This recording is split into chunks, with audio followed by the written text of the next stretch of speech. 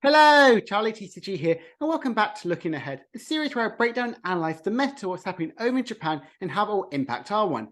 It's been quite a quiet week over in Japan, but we are going to break down the rest of the top 8 results happen in Japan Championships the past weekend, as well as going to look at the 151 set. We've seen a couple of lists that from like Japan's Elite Four and other sort of like gym like challenges that's happening over there. Kind of break down and see what is the impact. Is the format going to change with this sort of nostalgia filled set? So we've got break-in right now by looking at the rest of the Japan Championships. So we do have a bit more of the results and the amount of players. There were under 2,000 players, which in my opinion is a little bit of the lower sort of side of how huge these tournaments in Japan have kind of been, but it must have been, it's incredibly competitive to really get into this tournament. And looking at the top 8 results, we know in first place was Fusion Mew, second place was Gardevior, top 4 was Mew and Loftina, and the rest of the top 8 was 2 Loftinas, 1 Lost Box, and the number sort of like 8 spot we don't know as of yet, as it hasn't been publicly revealed yet. So seeing here, we're seeing quite a lot of Lost Box entering that top 4 and top 8 sort of bracket, and more importantly, Lost Tina as well as our top 4 and a top 8 placement. Also want to clarify, on last week, I did show a Lost Tina list. That was in fact the top 8 list and not a top 4 list. So I just wanted to reiterate that sort of impact, because we'll look right now at the top 4 Lost Zone deck. Now we can see here very much not really adding too many of the new sort of cards, which you've kind of seen. Jet Energy has definitely become a lot more of a staple here, but going back to the 4-3 line of Giratina, really focusing and trying to get out the Abyss Seeking to get that extra cards in the Lost Zone. If you could potentially do, like if you go second, gain those huge amount of cards in Lost Zone through Comfey and Chorus Experiment. If you could team up with a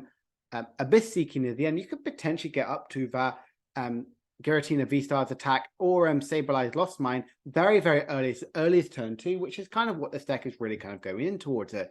I really like the 2 Roxanne, 1 Iona. That's definitely become a lot more of a trend now. I think double Roxanne is really good. You can keep people off guard. You can afford to get rid of one, and then still having 2 destructive cards in the deck is still very important. 2 Path to Peak and 1 Temple of Sinnoh. I really like how quite a lot of these decks have gone back to have Path to Peak in sort of the main sort of counter sort of options.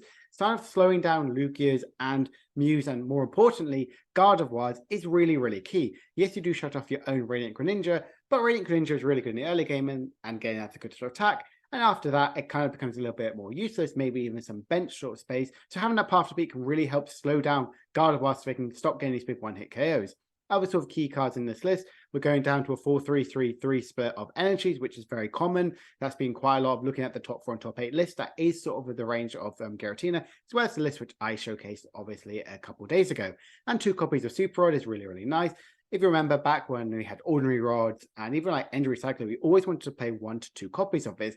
Kind of making this you can reutilize and all your Sableyes, your Cramorants, you can afford to go a little bit lower in them, but not playing the likes of Clara. That's why you're playing a high count of Super Rod. Because Clara, yes, is really, really powerful in these sort of archetypes, but it could take your support of turn, and you could be more destructive with Giratina, with your boss's orders, or potentially Roxanne or Iona. I really like this list. Definitely something which I would definitely pretty much pick up and play nearly its entire 60, because it's really, really nice. I think definitely I'm still getting used to having the 4-3 line Giratina, but it makes a lot more sense because of a huge capability of wanting to try and get out your Sableye out turn 2, or even having the Star Requiem turn 2, because they're like the likes of Ting Lu and Gardevoir have much more high HP. Trying to get guaranteed knockouts at least in second turn, it's really, really powerful. And next one I just want to kind of look into is the Lost Box from the top 8 placement as well. Very much going with the Sky Steel Stone version to try and get those extra 3 to even potentially 4 prizes, which is really, really powerful. Going with the likes of Harry Snorlax, Dragonite, and Raikou and Dragonite as your, not Dragonite, Drapion, as your other sort of attackers are really, really powerful. Raikou can obviously deal huge amount of damage, and with the likes of Chien Pao kind of rising up as well as Lugia, you have really good weakness hitting with that. And obviously Dragonite can hit huge amount of damage with it. Drapion, yes, because of the huge amount of Gardevoirs out there, you cannot just use them against Mews. You can power up with Mirage Gate and even Raihan to get out those big, huge one-hit KOs on Gardevoirs very unexpectedly. Very much like the sort of list, and does introduce some of the new cards, which we are getting. Obviously, the Artisan and Super Rod are really, really key elements into this sort of Lost Box, guaranteeing to get any of your Pokemon out on the bench, which aren't exactly rule box, and then obviously Super Rod, so you can reuse your attackers with ease very, very easily. I do like that inclusion of Pow and Clara. It can mean you can definitely cycle through these cards as quickly as possible. There is no Lost Vacuum, so it isn't like you're going to get out the turn 2 Lost Mine. I mean, you potentially might with the high counts of switching cards and Jet Energy, but it could become a little bit very rarity. So you're getting those big, huge attacks with your Snorlaxes, your Draconites, and Raikus, which is really powerful. And that's exactly what Lost Box is. It's always going to come up with different sort of counters, and Sableye is definitely a gatekeeper on these huge evolution style decks, because they can get that out potentially turn 2 or turn 3, really spread it out and making sure they can never get that big setup, or potentially that big one-hit KO Gardevoir can do with Station as well as Baby Gardevoir on your likes of Draconites and Raikou and Drapion Vs. So that's kind of rounding up the rest of the tournament that happened over in Japan. Right now, I want to look into some of the decks which are kind of going around in the 151. Kind of see, are there any competitive viability on them, or are these kind of like these more fun meme decks we can take to challenging cups? So we'll start off by looking at the deck archetypes, which was created by the Elite Four over in Japan. Elite Four, for those who don't really aware of them, they are the 4 best players over in Japan. These are ones that perform well in the best 2 players which perform well in World, and the other 2 are kind of like, they're always going to be in there, they're always constantly there, and they kind of fight to be kind of stay in their Elite Four by having this little tournament. Really interesting, absolutely love that sort of fact happens in Japan. And this one here goes with the Darkrai VStar, for the likes of Arbok EX. Arbok EX is a really good sort of attack, which has 150, and your opponent discards 2 cards from their hand. Very powerful. The good sort of destructive cards, the likes of obviously Iona and Roxanne, kind of slowing them down, kind of like making them have a no card hand, which is really powerful. Having the likes of this new cycle path, which lets you discard an energy card and draw a card, is really good, because guaranteeing a way to not rely on Radiant Greninja is really powerful. Even though we still have that, you can get multiple ways to get in with engine and discard pile, power up with Dark Patch as well, obviously, as Galarian Moltres V. It's really powerful, and I absolutely love this sort of deck. Also, having the Hard Charm is a really good sort of new tool card added to this deck. I think it's kind of nice to see this sort of deck. I've seen it in action. It's very powerful. It's very good. Always can ramp up huge amount of damage with Darkrai with its amazing, basically junk harm sort of star ability, but you gain 2 item cards from your discard pile. So in theory, having 6 Dark Patches is really good. The amount of energy attachment you get up, you can easily get out a turn 2 Arbok, get those big sort of destructive capabilities, and if you're behind in prizes, having high counts of Iona and Roxanne is really good to try and make sure your opponent can never really keep up in the game. So I think this is definitely some viability about it. Do I think it's going to be very competitive? No. But could you do well at a cup or a challenge with it? Most likely. I don't think this is going to be a regional winning sort of deck. We're not going to see the huge sort of results in quite a long time with this sort of archetype, which is a bit sad. So it's something to really look into how viable this could be. So I'm going to give that insight into it. So I think definitely a really fun deck to play at a cup. The other one is this Wigglytuff sort of deck, which is really fun. It's very sort of interesting if it's got a special energy attachment. Obviously gets 100 more HP. You team up the Wigglytuff with the which we've got in our current new set, Empire Day Evolve with Therapy Energy. You can have huge amount of damage out there with search capability. Doing 180 if it's got a special energy attached to it is really powerful. Very high hitting damage it can do, and the likes of Sharon Care and obviously double turbo, you can constantly be streaming these attackers, and 350 HP is a lot of damage. They're not exactly going to get these big one-hit kills every single turn, so I really like this capability of what this Wigglytuff can do, and you've got some really good Pokemon to help with your setup.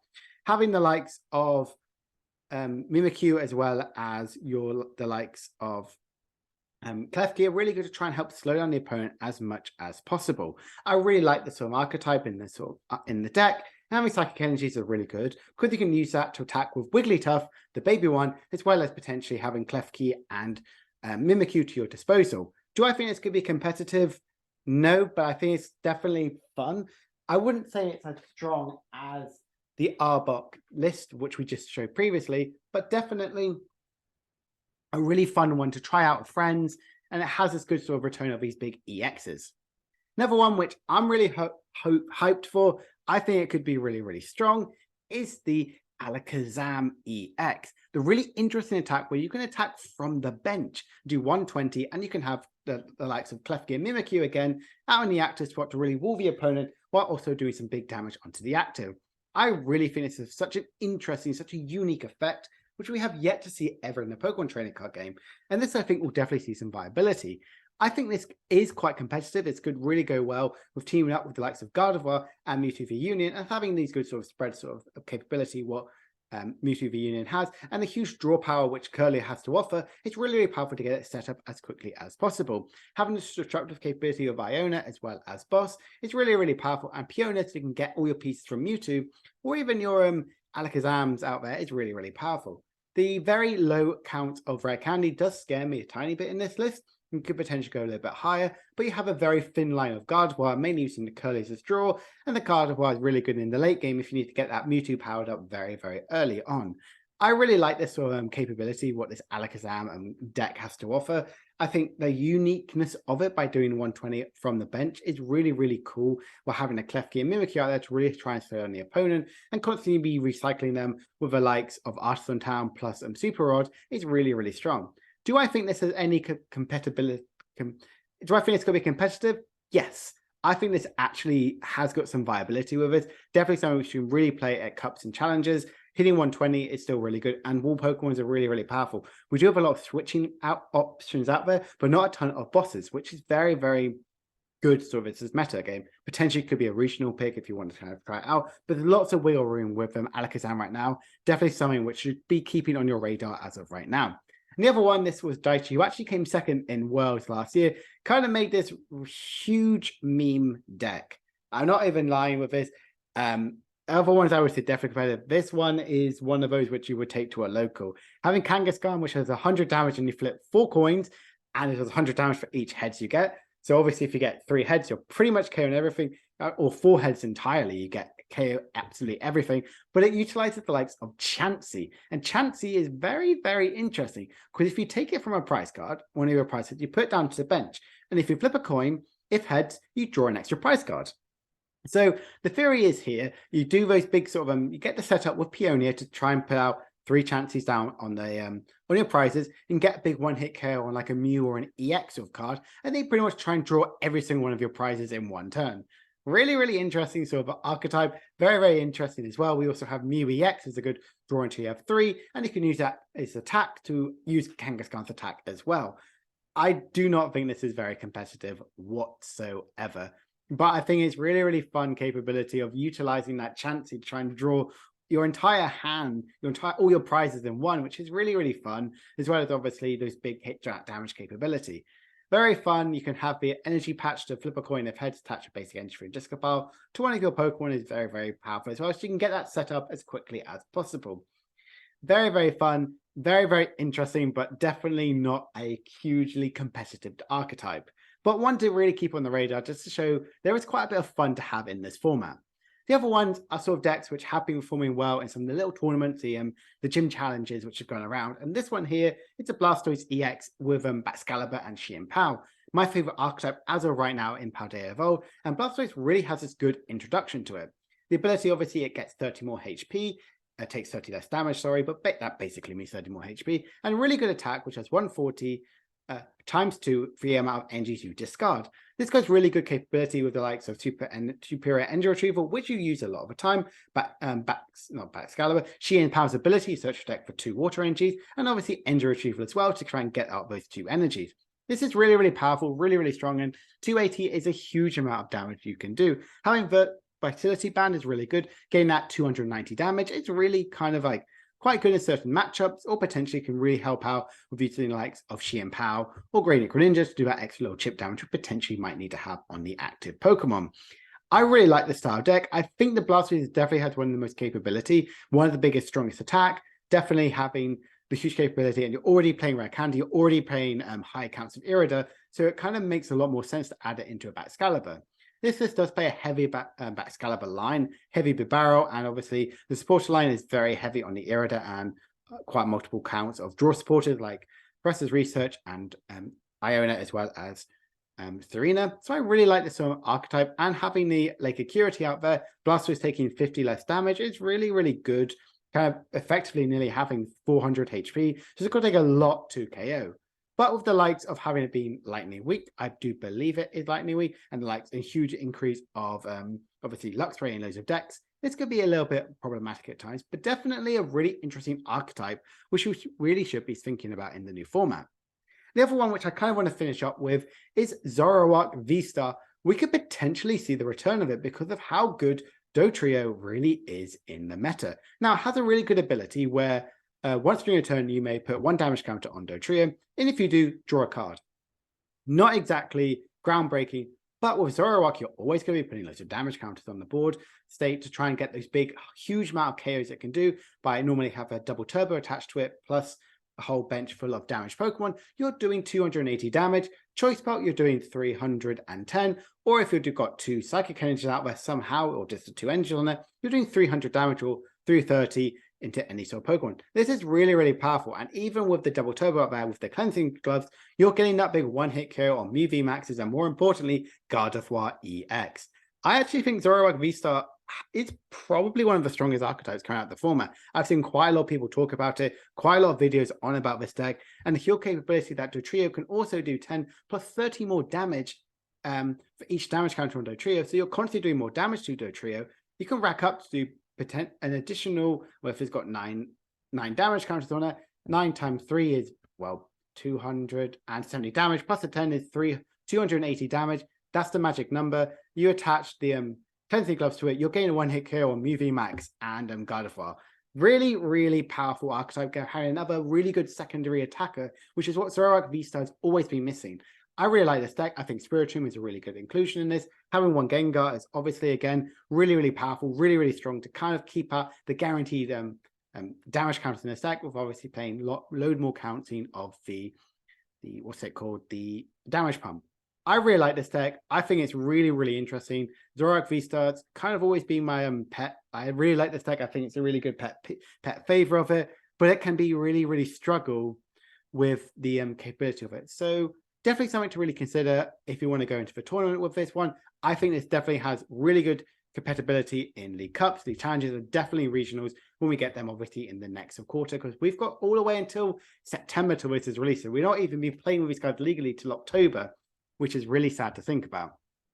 So that's actually the end of the video. Much more shorter one than what we're used to in this sort of tournaments, because there isn't that many tournaments going around. There isn't that many really cool new cards to talk about, but I wanted to give exactly how the meta is going to evolve for Worlds. We aren't going to see any new sort of cards. We're basically in the Paldean Evolve format, pretty much all the way until Worlds has happened, but we are going to see some more introduction, obviously, in Japan, and I'm going to obviously cover about that. There are a couple more tournaments coming up. I believe there is the Asian Open happening next month, and not really any more huge tournaments, obviously, in Japan. I think 151 is a really decent set. It's not just a nostalgia clickbait sort of archetype. There are some really good sort of decks in there. Yes, there is a Charizard. Yes, there is Blastoise. Yes, there's Venusaur. And all of them kind of have some viability in them, whether it be just for cups and challenges or potentially even huge competitive ones in regionals like Charizard and Blastoise really have to offer. Definitely some really cool sort of cards up there. Really like some of the gimmicks in there. And I'm really excited to see how the Pokemon trading card game is going to evolve. I hope you have enjoyed this video of Looking Ahead. If you have, please make sure to like and subscribe. Comment down below, what deck do you want to try in the 151 set? I know we're getting it in September time, but are any archetypes there which you're really excited for?